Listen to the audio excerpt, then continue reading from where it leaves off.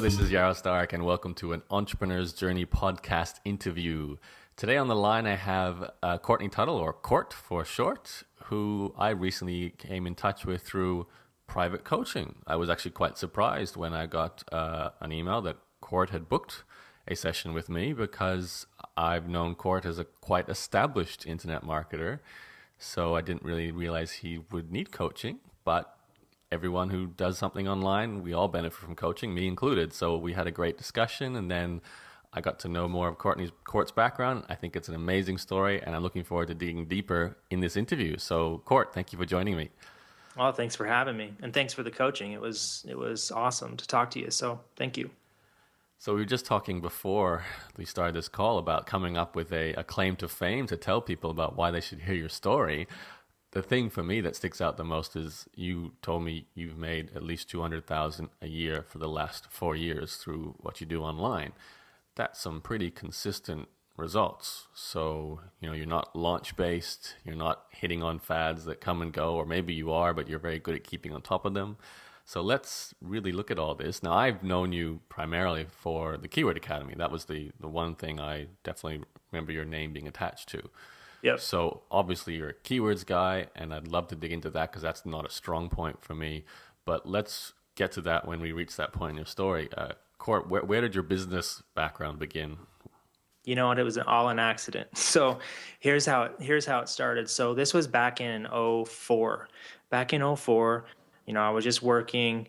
A friend of mine got a job at a marketing firm. And what they did at that marketing firm was just consulting. They taught people how to do SEO on their sites, get their sites to get more traffic and stuff. So I was just super fascinated with what he was telling me. Like, I was really just captivated by what he said.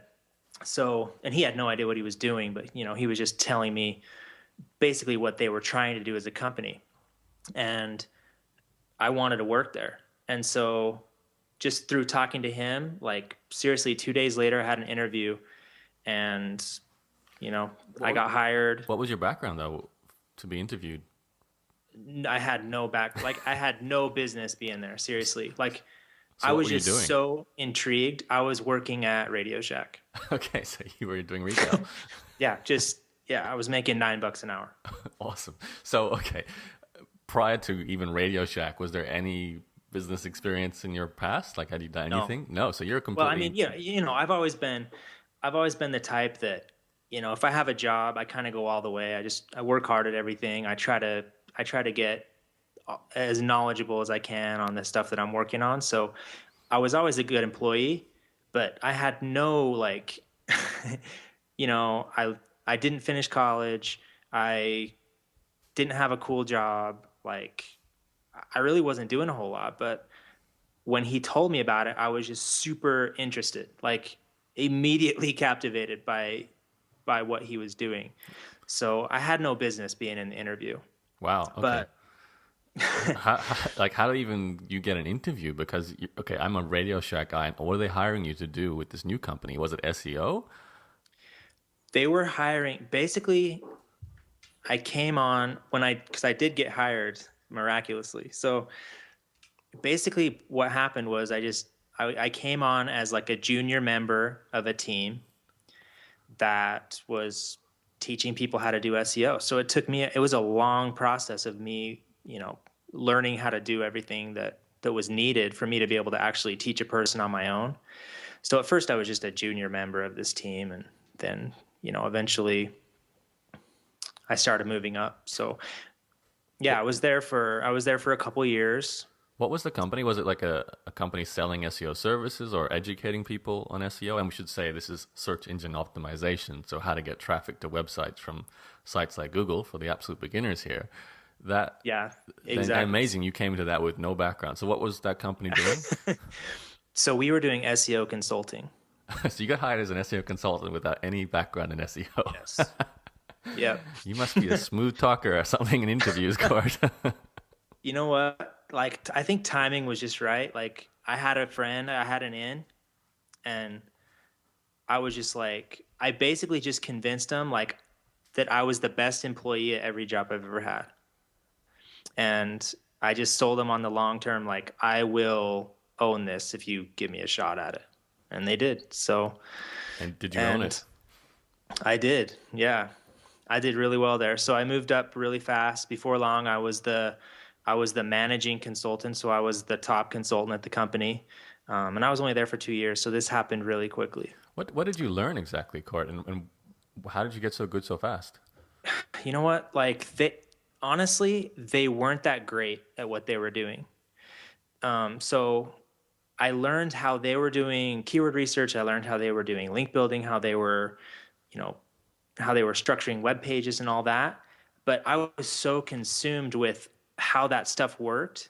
I literally spent like day and night reading, trying to find people who were experimenting with it, talking to other people who were doing well with it. Like I literally just reached out everywhere I could and just consumed information. And I think one thing that set me apart in a huge way from all of them is a couple months after I started, I immediately started a site. I was like, I can't know this stuff if I don't start a site. I have to start a site. So I started my first site, and it was the most ghetto, like it was terrible. Like it was the worst thing you've ever seen. But I had a site. So I just started doing experiments and testing the stuff they were teaching me, and some of it didn't work and some of it did. So I started getting more confident in what I knew. And this was it was a long process for that to happen. But What was your first site? What was it about?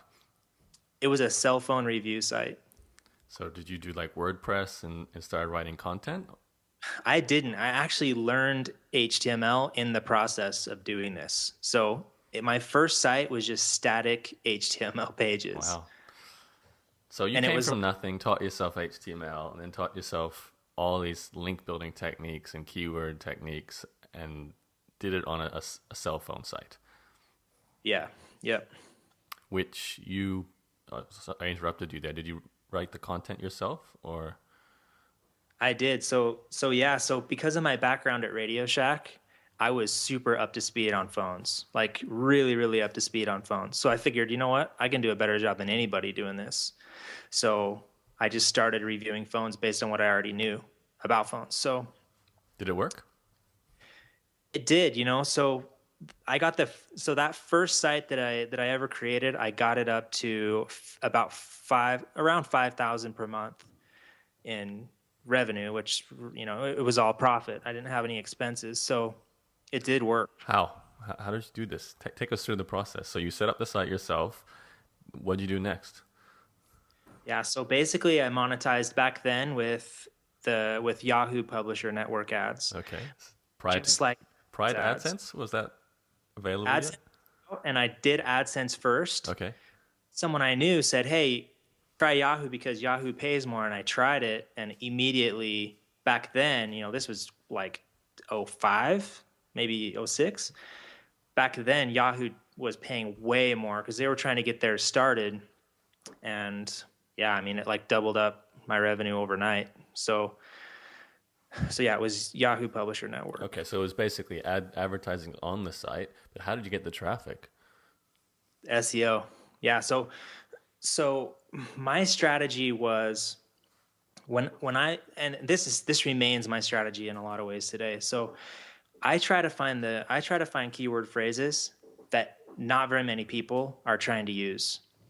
And back then, the big phones were like the Motorola Razr, and they had another one called the RZR that was like a little skinnier version of it. So I tried to target keywords like Motorola Razr V3 review. So it was really long, and it was just a lot easier to rank for. So I did all phrases like that, just longer tail, phrases without a lot of competition. And I ranked really well for a lot of these phrases. And then over time, I got the site to where it actually ranked number one in Yahoo. And Yahoo was a bigger deal back then than it is now. It ranked number one in Yahoo for Motorola phones and Motorola cell phones. And that's where all the traffic came from, primarily. Okay. Right, got it. It's probably a good idea for us to dig more into your SEO tactics, but let's get to the present, since not many people care about Yahoo as a search engine anymore. So take us forward. So you're making a website that had $5,000 a month in Yahoo Publisher income, thanks to your keyword research skills and your knowledge of cell phones, and you're also working a day job at a consultancy. Yep. Now, you said you quit after 2 years, or you changed jobs after 2 years? Yeah, so pretty much I just left. I just thought, so I did quit. I decided, you know what? I'm just going to do this internet stuff. And I started some more sites. I actually lost my cell phone site because I was so like, I there wasn't a lot of nuance to my technique back then. So I was just super aggressive everywhere that I could be. So what ended up happening was the site got, even though I monetized with Yahoo, I'd say the majority of the traffic came from, well, probably 50-50 Yahoo and Google. So I ended up losing all of my Google traffic. And then my Yahoo traffic started to diminish as I started working on other projects. So, but I had a whole bunch of projects going. So it's still, I never had trouble paying the bills. I haven't had any problem being a full-time earner since 2005 doing this stuff. So were you just doing lots of sites? You just kept looking for more like markets? Yeah. Like, can you explain, how did you even pick markets back then? 'Cause cell phones make sense because you worked at Radio Shack, but what else did you do? Almost everything I've done has been stuff that I have firsthand experience with. Almost everything. Can you list some of the sites from back then? Yeah, totally. So I did cell phones. I've done a lot with loans. I've done a lot with credit and repairing credit, because I personally went through this whole process of, my life was a mess back then. My credit score, the first time I checked it, was under 500, which is just terrible here in the US. So now my credit score is 800. So going through that process, you learn a lot. So naturally, when I'm doing keyword research, I'm like, I'm going to look at credit repair stuff. So I've done a lot of credit repair stuff, lots of finance stuff that I'm really into, and now lots of the make money using different methods, make money with Google, make money with the internet, all that kind of stuff. I've gravitated toward that some because I feel like I really understand how that works. So those are some of the different niches that I've done. Now, that sounds like an awful lot of work for one man to be writing content and doing keyword link building and so on. Was there a stage when you realized that you can't do it all yourself? Yeah. So basically, I didn't ever outsource anything until 2010, somewhere around there. Until 2010, I did all of it on my own. I wrote all my own articles. Everything that I did myself. So what was a day in the life of Court back then? Just writing all day? You know what? It wasn't as hard as you think, because basically I try to pick niches that just aren't that tough. So it's just not that hard overall. So how things kind of work with me, like, my hub pages are a good example. So with hub pages, which is a site where you do your keyword research on your own. You go to hub pages and you write an article for hub pages and you put it up on hub pages. And hub pages splits ad impressions with you, so you make money as long as those hubs get traffic. And I created my hubs. I created 100 hubs in May and June of 2009. So that was 3.5 years ago. Well, really, my income on those hubs to this day is pretty steady. It has gone down a little, but it hasn't gone down a lot. Like, my high month in 2012 was about $850 on hub pages, and in 2009 it was $677. So it's just, I try to pick stuff that doesn't take that much work. So all the work for those hubs I did in 1 month, and that was a crazy month. Like, I was like 12 hours a day doing those hubs. But now for the last 3 years, I haven't done literally a single thing. Mm-hmm.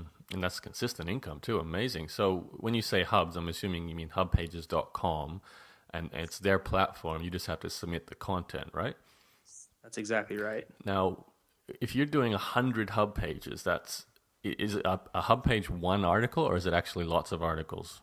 It's just one article. Okay, so you wrote 100 articles in those 2 months. How many words were they roughly on average? I'd say the average was probably five. Most of the hubs were between 500 and 800 words. Okay, so fairly, not super long, but definitely a full-sized article. And to pick what you'd write about, you said you did your usual research before that. So can you maybe take us a little bit into detail how you do that? Is it just going to Google keyword tool and looking for long tail phrases, like you said before about the Motorola's that don't have much competition? Yeah, so there are actually a few ways I do this. And when I teach this, I usually like to talk about the free ways first. Okay. So the free ways, you start with the AdWords tool. So anybody can use the Google AdWords keyword tool. You can just search in Google for that, Google AdWords keyword tool, and you can find the tool. So the tool, what that tool allows you to do is to check the search volume for the phrases. And it also allows you to look at what the CPC is, which is the cost per click. And that is the amount that advertisers are paying Google in order to buy clicks from Google. So those two things both matter a lot, because if a keyword has zero searches, then even if you rank first for it in Google, it doesn't do you any good because you don't get any traffic from it.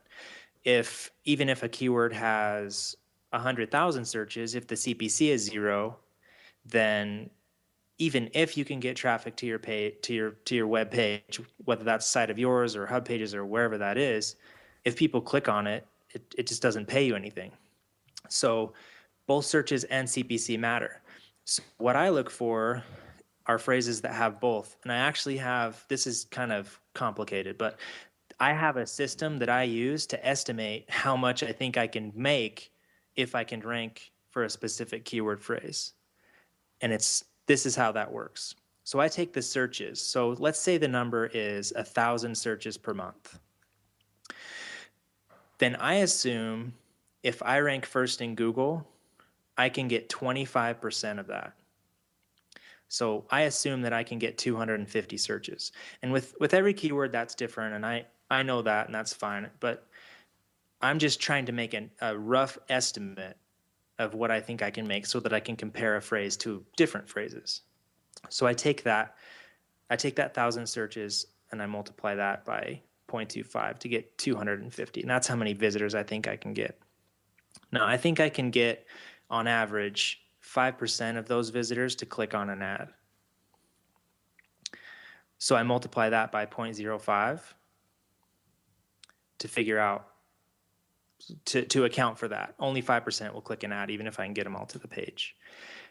Then I multiply that by the CPC, because that's the cost that an advertiser will pay Google for the click. Now, I know that I'm not going to get that full amount, so I apply a dampener to that. So I multiply that. Sorry, this is complicated stuff, but I multiply that by 0.25, and that accounts for the share that I think I can get from Google of what the CPC number says. Right. I figured this out just by looking at a whole bunch of keywords and what I've been getting paid for over a few years. So that's just a basic formula that I use that spits out, here's how much you can make per month if you pick this keyword. Okay. How consistent is that? On average, it works pretty well. But some things can make it completely different. For example, if you have search traffic that is a person looking for a loan, then it's the 5% of people clicking on ads is way, way, way too low. Probably 15% of them will click on an ad, and that's just kind of how it works. And if you rank high for a phrase like internet marketing, 0.1% are going to click an ad. So you can only use it like it's a rough way to estimate phrases in niches that you don't know.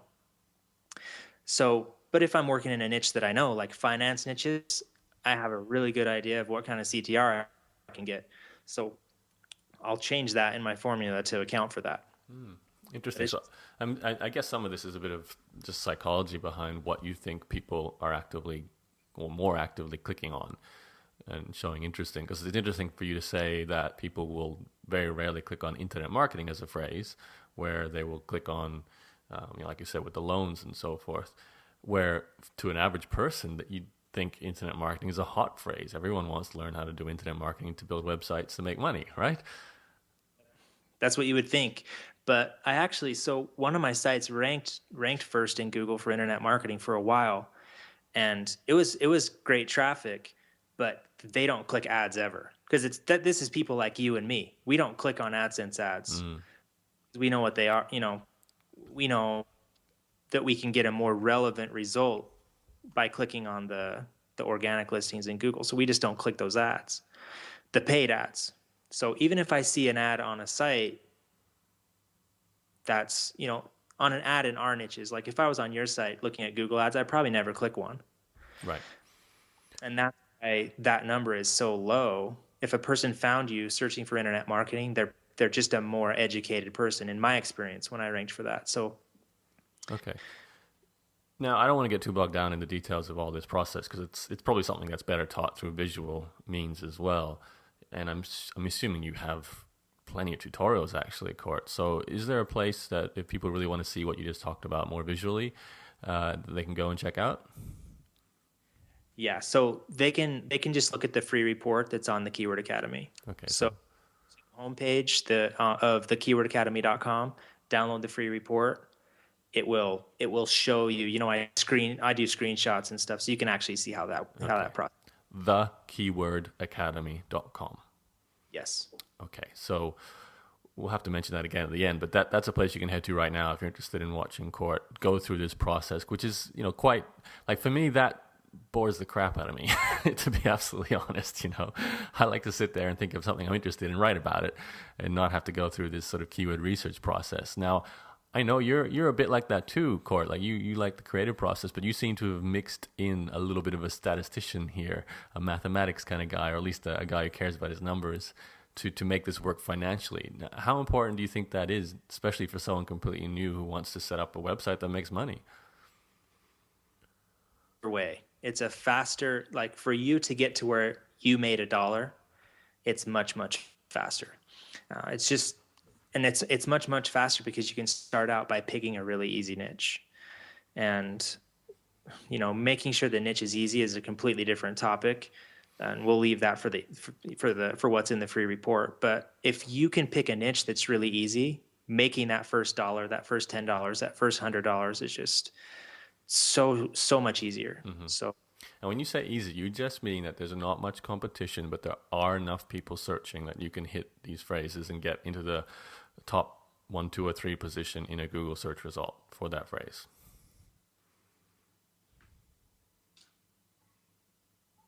Lost your cart. you still there? Yeah, go ahead.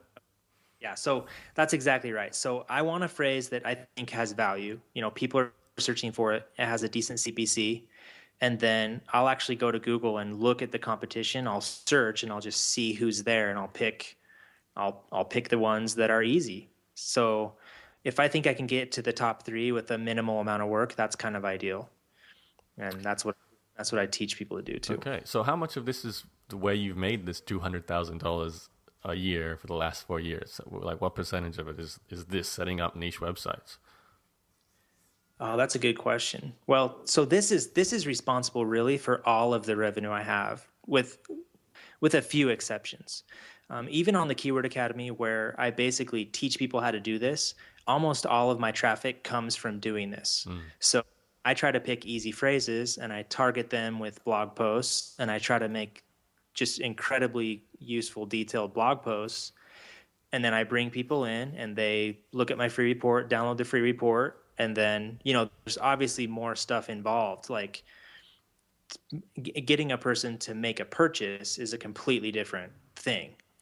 But the way I get traffic, this is pretty much it. So the only exception I have is I do have maybe I probably have 2,000 or 3,000 a month in revenue that I would attribute to my affiliates. Okay. Everything else. is. So sorry, as we talked about before the call, my I've been interrupted briefly, but we'll keep going. I'm curious because I know a lot of people I talk to have problems with making the keyword research actually deliver traffic. Like a number of times I hear people go and read, a Pat Flynn site, read a report like you've got at the Keyword Academy, go through maybe a Niche Profit Classroom, Adam Short's thing, or all the other countless resources out there for doing keyword research and getting traffic from Google. It just doesn't seem to work for them. Even a friend of mine, Nick, he went through this process for a tea niche in particular and created a tea blog and wrote his tea articles hitting those phrases. And it took him, I think, 8 months to get any sort of noticeable traffic back. Why is this so hard? Well, you know what? The biggest missing piece that we haven't talked about is being able to get links. And that's one of the reasons. I would be super interested in talking to him just to see where the issue is. It could be a phrase that's just too difficult because I don't know how he did his research, but it could be a phrase that's too difficult, or maybe he's not focused enough on the phrases he's picking. Or maybe he doesn't know how to generate interest as far as getting his site linked to. But one of those things is definitely off. If he doesn't have the traffic, he's missing something. I know a lot of people struggle with the link building. Could you maybe give us a quick run through on, especially currently, what you recommend to people that they do to start building links? Yeah, totally. So I do a lot of guest posting, and I do it on quality sites, and it takes time to learn how to do this well. But I think guest posting is huge, and if you can do it on really good sites, you just have a tremendous, enormous advantage. And I try to do that. So, but in some niches, that's not necessary at all. Like I just did a case study. So I picked this keyword 650 credit score. And I thought, you know what, I can get ranked for this keyword pretty easily. And this case study got published on SEO Moz a few weeks ago, and then promoted to the main blog a couple days ago. So if you want to find that on the main blog, you can find it there. But here's basically what I did. I picked this keyword, I set up a niche site, and the site needs to be improved a lot, like the look of the site.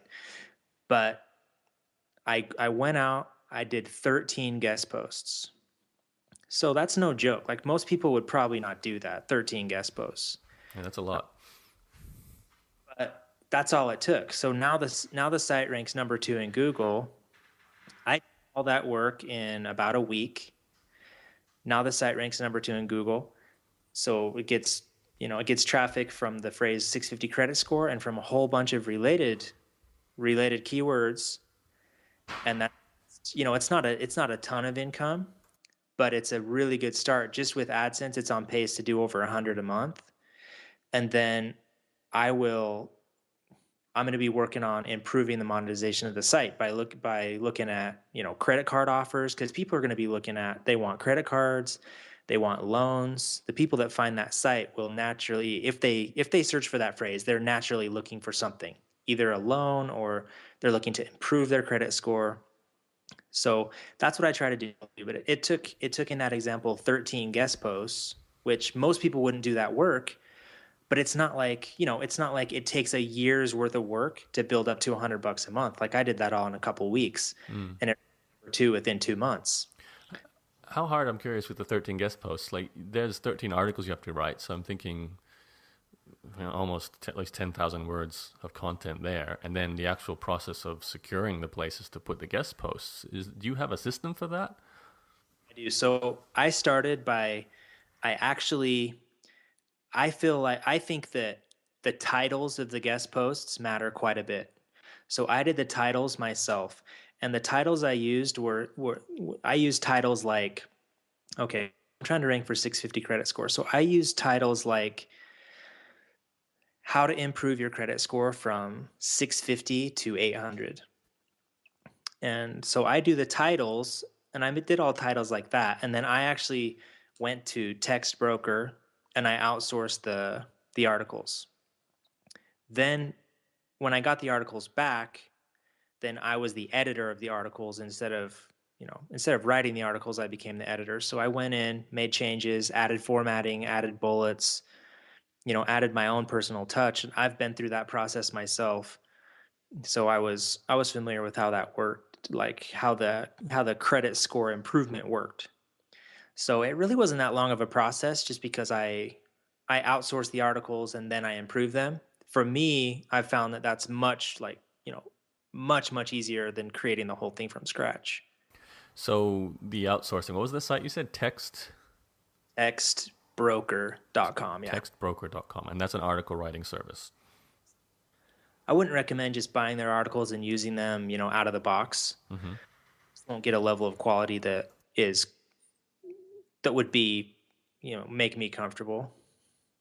So I act as the editor and I try to improve them, and I'd recommend doing that. And how much does it cost per article? It depends on the level of quality that you want. I was spending about $8 per article, and you can spend up to 25, I think. And if you spend 25, you'll get a much higher quality article. But I've kind of found that for me, I'm going to want to edit the article anyway, even if I spend 25. I'm just particular like that. I want to make sure that it's up to the level, the standard that I want to publish. Okay, so I think we've got a picture. I'm assuming there's more to it than just guest posting to build links, but I don't want to spend the entire call just on the process because I'm sure you outline that in what you do at the Keyword Academy. And we haven't even talked about how the Keyword Academy came to be. So just to summarize quickly, basically the niche system you have is really your keyword research technique to find these long tail phrases. Then and of course they have to have enough traffic, and you have to know a little something about it. It sounds like you like to be familiar with the subject at least a little bit. And then set up the website,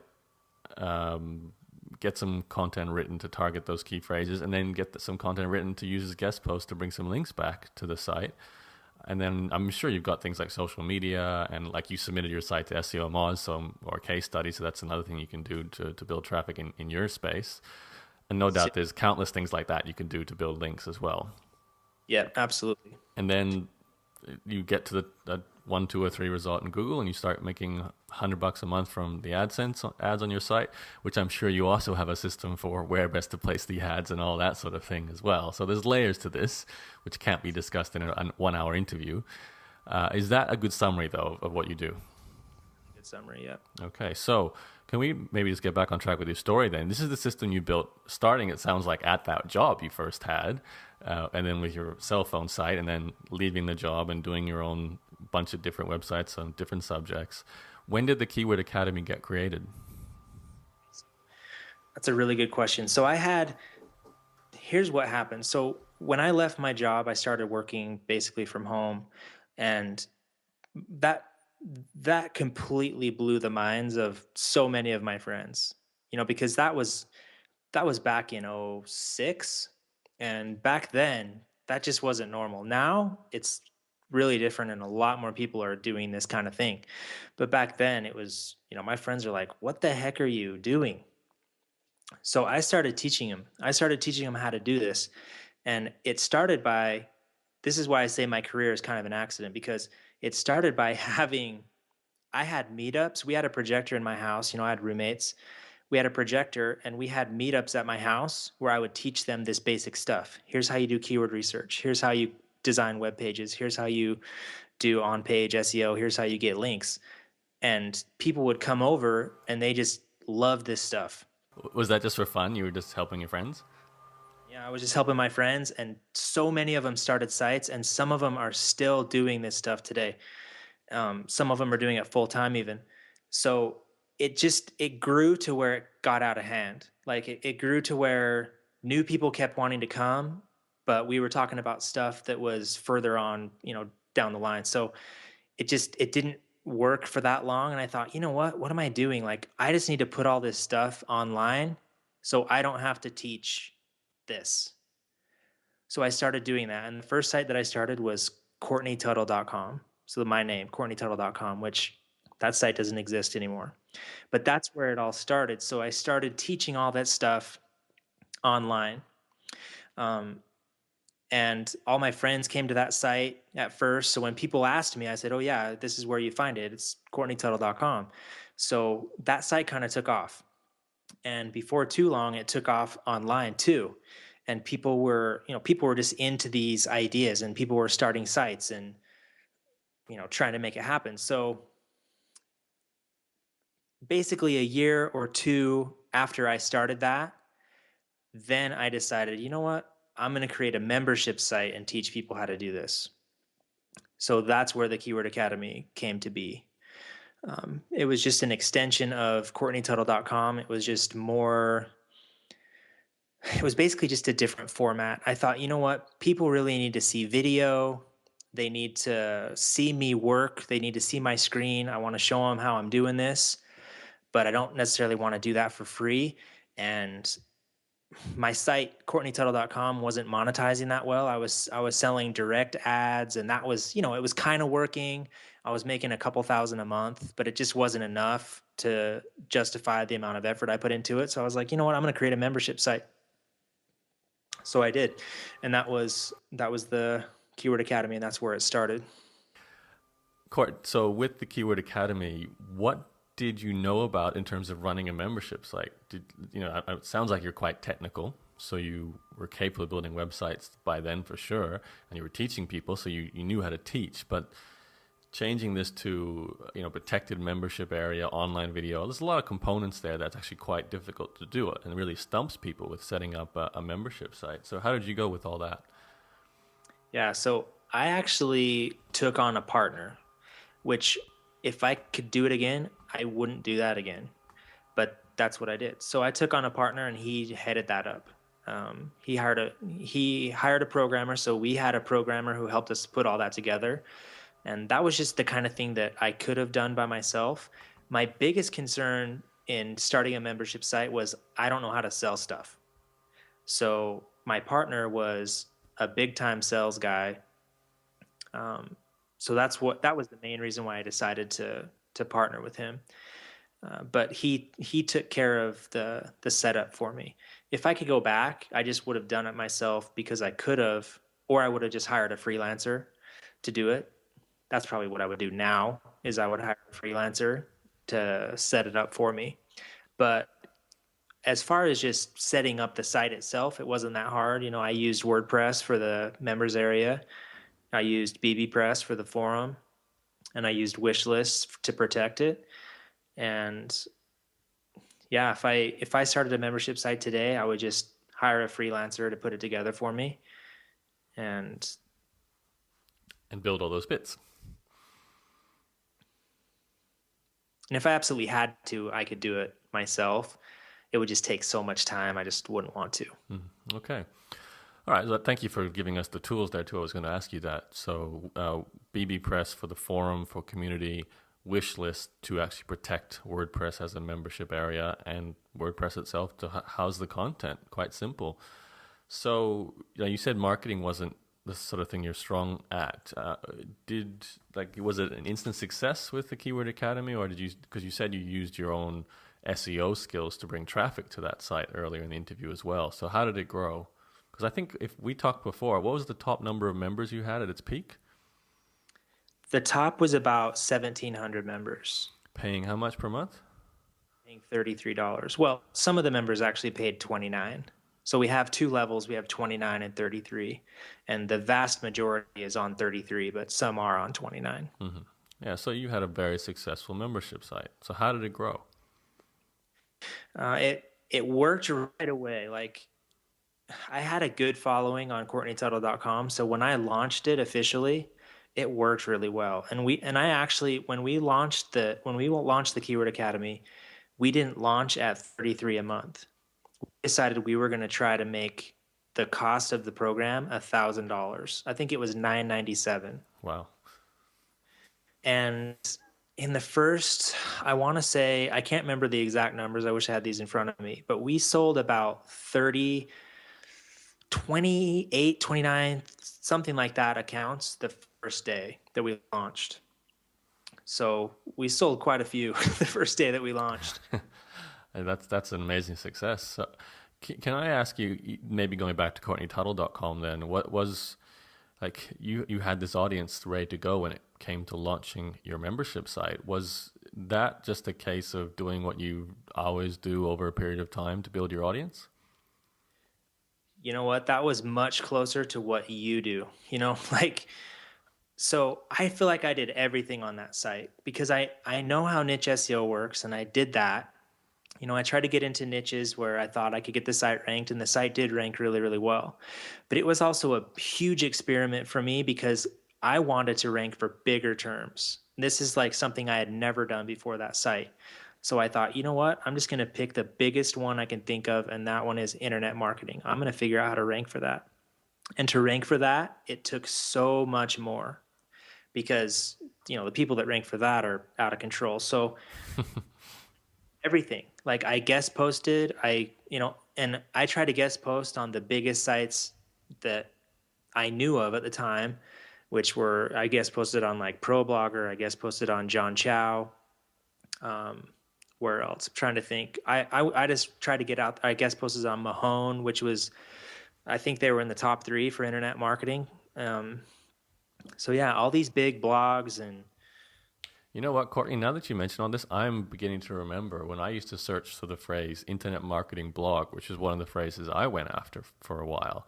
Your blog was there, and I was remembering, who's this Courtney guy doing this, And that was you. I do remember now. And this would have been a while ago, too. yeah. So quite a number of years ago. So you definitely know how to do what you do with SEO. You keep proving that over and over again. So you definitely have a knack for it.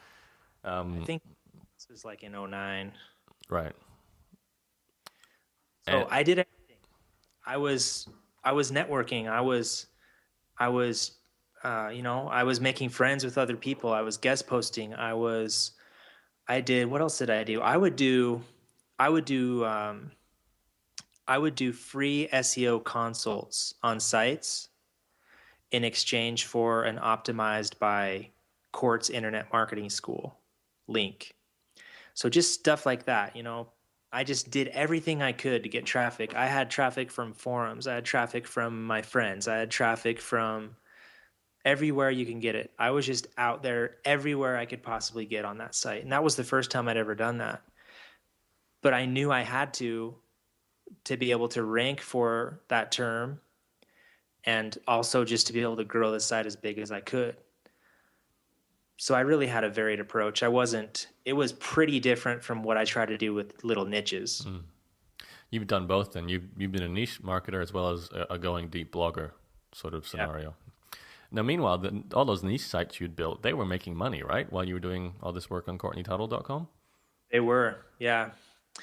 That's pretty much what allowed me to do it, I had the income already, and I wasn't making a ton back then, but that's when it started really catching on. As soon as I launched the Keyword Academy, that obviously my income went up in a huge way. But if I didn't have those other sites, I wouldn't have been able to put so much into it to get CourtneyTuttle.com really rolling. Yeah, you build your platform like so many people seem to struggle to do. They just can't get that consistent income stream, and you've done it really well. Have we kind of caught up to date with where you are today in terms of what you've been doing more recently? I think so, yeah. I mean, the biggest project that I'm trying to do right now is the blog builders, which is what I talked to you about on the coaching call. And it's CourtneyTuttle.com 2.0. I mean, it's just the same thing. It's just me going out there teaching people how stuff works for free, and doing, I'm going to do a podcast. I want to do YouTube. I've been getting traffic from Pinterest. I'm going to do SEO on the site. I'm going to create some, what I would consider to be extremely high level tutorials about blogging and picking niches and doing SEO for blogs, just stuff that should generate a lot of interest, a lot of links, a lot of sharing. And so, yeah, I mean, and I want to do that because I want to recreate what I had with CourtneyTuttle.com. Mm-hmm. And then obviously you still have niche sites, and you still have the Keyword Academy and all that's running. I'm really curious about this actually, Court. What's a day in the life like for you? Do you maintain those niche sites every day, or are you just working on what was it, the blogbuilders.com?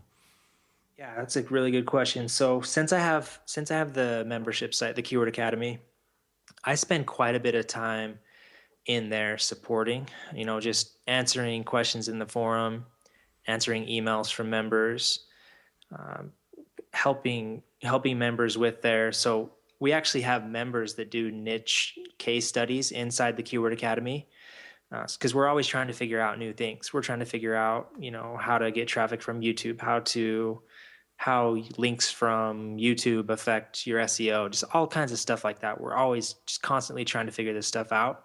So I spend quite a bit of time in there every day.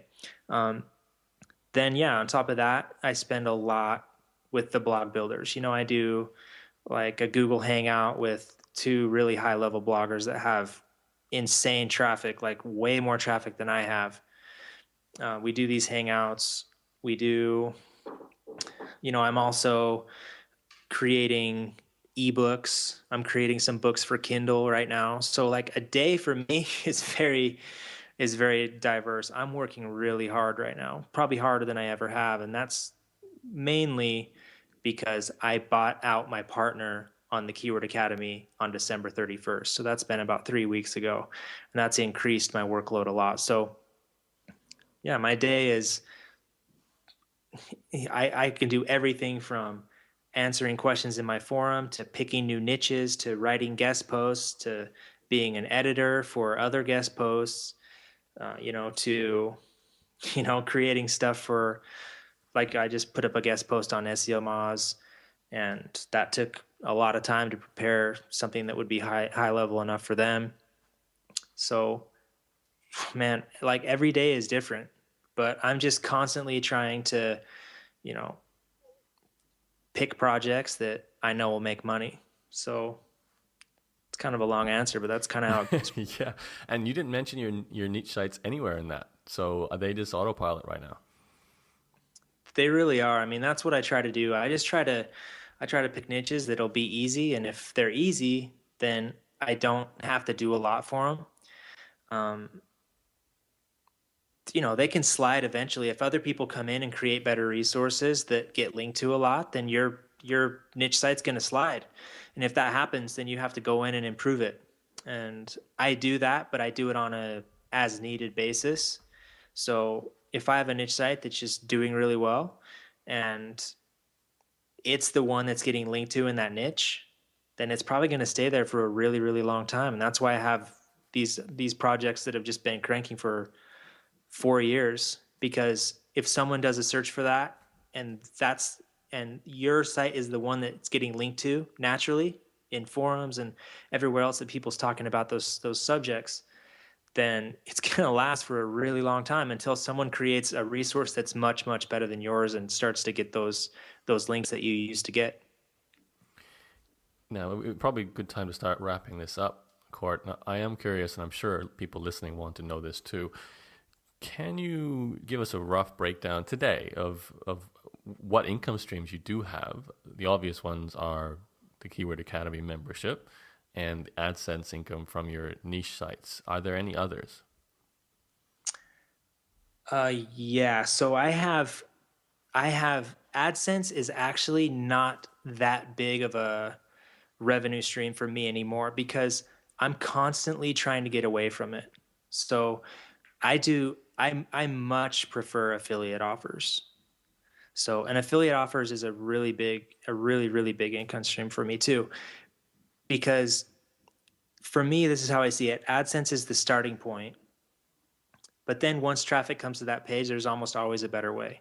Whether that's creating a product or whether that's selling someone else's product, you can almost always make more by doing some kind of selling. So yeah, I do niche sites AdSense, and I have like hub pages, for example, that still pay, years later, and it's all AdSense. And I have other stuff that's still all AdSense because I haven't really figured out how to take it to the next level.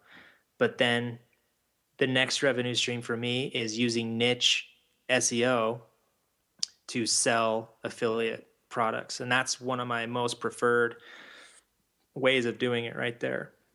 I would much rather do that than do AdSense, even though on a project that does that, I probably started it by doing AdSense. And then, yeah, and then my higher level stuff with the Keyword Academy and now with the blog builders. The blog builders will be a massive opportunity for selling affiliate products. Where do you find affiliate products? So I use mainly ad networks like neverblue.com, Commission Junction. If between Commission Junction and Neverblue ads, I have quite a few different offers that work well. But sometimes, like in this internet marketing space, make money online space, you kind of have to go straight to the source. You can find some things on ClickBank, but there's just so much stuff on ClickBank that I wouldn't be able to get behind. It just wouldn't work. More what I tend to do is I just sell everything that I use. Like for keyword research, I use a tool called Keyword Project Manager. It's keywordprojectmanager.com, and I use Market Samurai. I think it's noblesamurai.com, if I can remember right. It's a desktop app, so I haven't been to their site for a while, but I use those. I use Bluehost when I start niche sites. So those are three things that I sell a lot of as far as, affiliate commissions. I take a lot of membership courses just because I want to know what other people are teaching, and there's always something that you can learn. Like I took the Become a Blogger course that you and Leslie Samuel and Gideon are doing together. I took that course, and yeah, I'm probably advanced past most of what's in that course, but I learned good stuff in that course.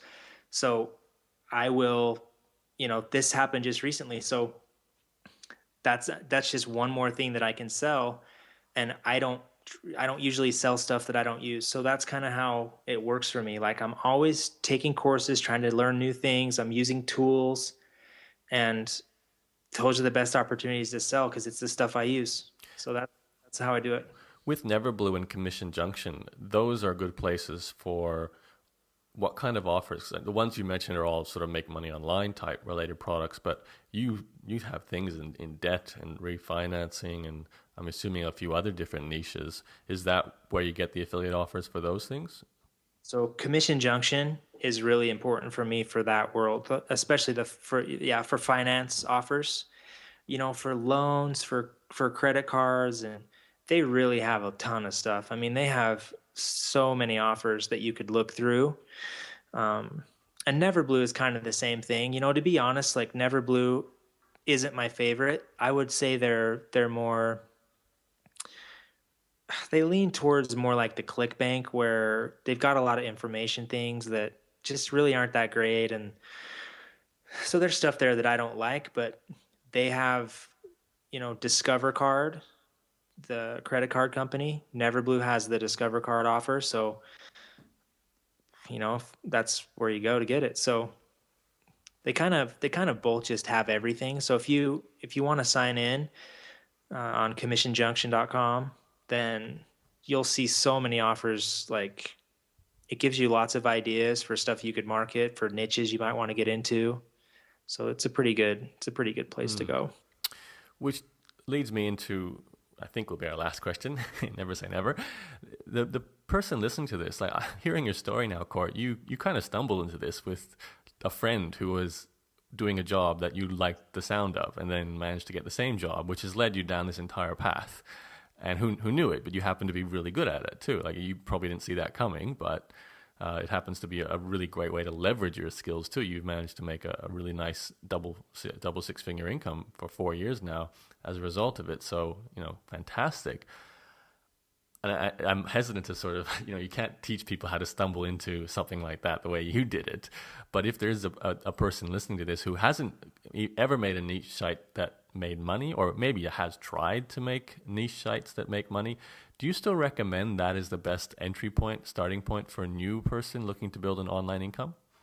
For starting out, I really do. I mean, yeah, I really was the luckiest guy in the world. Like it was so lucky. It was just a miracle that happened, But the reason that I got so stoked about it was because I started a site and it worked. And if people who are just starting out, if they can just start anything that works, they just catch fire. Like I've seen it so many times. You know, we surveyed the income, you know, the revenue of our members, and it was amazing to see. But I wasn't that surprised because it's just this switch that happens. Like if you can make even $1, it's just so much easier to believe that you can get to more. So I just like to see people start something that works. You know, once you can do that, you just catch fire. And I see it all the time. So I would definitely recommend it as a really good way to start out. And there's other good, you know, I'm not going to say it's the best way, I guess, but because there are other good ways, but it's a really good way to get started. Is there a certain type of person who's better for this kind of path, or not? Oh man, that's a really good question. Yeah, I mean, you have to be able to handle technical things. And if you can't, it's just really tough. So when I started out, I knew nothing and I had to teach myself HTML just with, you know, resources I could find in Google. But it's kind of, but it's not an area where have had a lot of trouble in my life. You know, like I get computers, I get how they work, and I did before I started doing this stuff. So it was just like one more thing that I had to learn. And it took a lot of persistence to do that. But if you have a really hard time with technical things, I think it's going to be really, really tough. Unless you can find a partner that can handle that stuff. Also, like if you don't, you know, me doing it the way I do, it's because of math. You know, for me, it's just numbers. Like SEO is numbers, keyword research is numbers, and I'm really attracted to it for that reason. And if you're not into like numbers and systems and how things work, it's much, much harder for you. Like my sister is a really high level blogger. She I don't know how comfortable she'd be talking about her income, but she makes a full-time income too. And what she does is so completely different from what I do. Like it couldn't be more different besides the fact that we both have blogs. Because she's just not into the same stuff I'm into. She's not into numbers. She's not into, you know, she doesn't want to do keyword research. And that's fine. Like not everybody does it. Like people make tremendous incomes without doing it. For me, this is my thing. Like I love numbers. I love math. Like Google's algorithm is the most fascinating thing in the world to me. I spend hours a day thinking about it and testing it. And if you're into numbers, you're going to be a lot better at doing keyword research and figure out the way Google works. I think you're a weirdo, Court. You're interested in the Google algorithm, spending hours a day thinking about it, huh? But you know, everyone has a hobby, so that's good. Yeah, so it's, you know what, it's not for everybody. I'm not going to say that it is because some people just do way better just creating super, super high level stuff. I mean, that's what my sister does, and everyone links to it and shares it, and like her traffic is just amazing, you know, just unbelievable. And she just doesn't really know how SEO even works. So,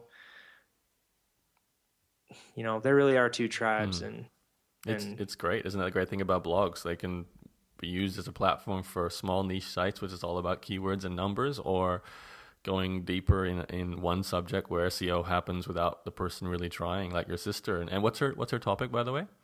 so she does like do it yourself, thrifty decorating. Yeah. Okay. So it's very different from all the markets you're in as well. Like you wouldn't sit there and write a blog about thrifty decorating, would you? Never. Like I mean, what she does, I just couldn't do it. Like she'll spend 30 hours writing one blog post because she'll like completely revamp a piece of furniture. Like she'll reupholster a sofa for her blog post. But you know, man, I've taken a lot of time to write some blog posts. Like, you know, back in the day, pillar articles, that was your thing. Like I got that from you. I was like, I gotta have that. So I did that, and I took 10 hours to write some posts, but she just takes it to a completely other level. I mean, that's just her thing. That's just what she wants to do. She just wants to create the greatest thing ever, no matter how long it takes, and put it out there. And she's just more into that, and she is phenomenally successful at it. So yeah, I mean, it just couldn't be more different. Like when she first wanted to do that, she came to me and talked to me about stuff, and she just completely disregarded everything I said, just did her own thing, and was incredibly successful. So, Yeah, of course, for every story like that, there's no doubt hundreds that do the same thing and don't succeed. So maybe it's the smartest advice we can leave people with here is that if you do want to improve your chances of at least making some money, if that is a primary goal here, a keyword focused strategy or keyword focused system to begin with, at least to start identifying possible money making niches is a good step. If you can weather the maths you might need to do it, looking at how much people are searching for and how much competition you have and what sort of cost per click values the advertisers are spending right now on ads. If you can handle that, then what you offer, and again, it's thekeywordacademy.com to check out your free report, is the way to go. Is that fair to say, Court? yeah, I mean, you do have much better odds, and that's not even biased. You really do have much better odds, especially in the beginning. But yeah, I mean, I see people make it work all the time, and I do remember looking at your list of successful customers of the Keyword Academy, and you broke it down by the number of people making a certain amount of money per month, and you had starting at least making some sort of money, $100 a month. There was like, I think close to 100 people in total, maybe even more than that on that list. I can't remember, maybe 101 categories. There might have been several hundred overall. And I was sort of thinking my own experience teaching my clients, who we do more of the going deep with one blog. It's definitely a harder path, but it's a different type of person. So, but Court, I think we've covered your story. Is there anything you want to add to this before we wrap it up? yeah, no, I don't think so. I mean, I really appreciate you having me on. It was really fun to talk, and I don't get to tell that story very often, so I really appreciate it. Yeah, it's good to hear where you came from. I didn't know that, and I'm so impressed that you had no background in any of this before you got into it. So it really shows that you could be working right now at a supermarket and in a couple of years' time could be an expert at copywriting or SEO or blogging or YouTube marketing. The internet's a huge potential opportunity for people no matter where they come from. So you're a great example of that. So thanks for sharing your story, Court. You're welcome. Thanks for having me. And good luck with the future, man.